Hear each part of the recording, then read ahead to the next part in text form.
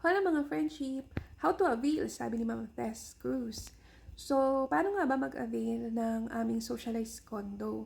Higit pa sa fact na mura siya is napakadali lang ng requirements kasi hindi hinihinga ng proof of income like certificate of employment or payslip yung bibili nito.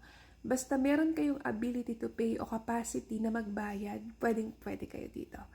Alright, and paano nga ba mag-avail, no? So, sumama lang kayo sa amin sa office. Meron kaming libreng tripping. Dadalhin namin kayo dun sa lugar. This is pre-selling, by the way. Ibig sabihin, gagawin pa lang. And ang kanyang price, no?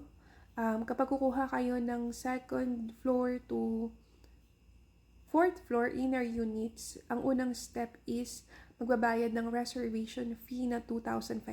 Ang mura. After 30 days, mag-uumpisa ang inyong down payment na nasa 4,198 per month sa loob ng 48 months. And then amortization is nasa 5,874 for 15 years. Diba? Saglit lang yung kanyang terms tapos mababa ang kanyang monthly. Ang unit dito mga friendship is 28 square meters bare type. And kung gusto niyo ng libreng tripping, meron kaming offered na site tour kung saan dadalhin namin kayo sa location at saka sa office. Nga pala, this is bound to increase na. So, kung nag-iisip kayo na gusto niyo ng property, eto na to, friends. No? Kapag nag-isip pa kayo na matagal, baka sold out na siya. Kasi as of the moment, less than 50 na lang yung units namin dito dahil sobrang mabili niya.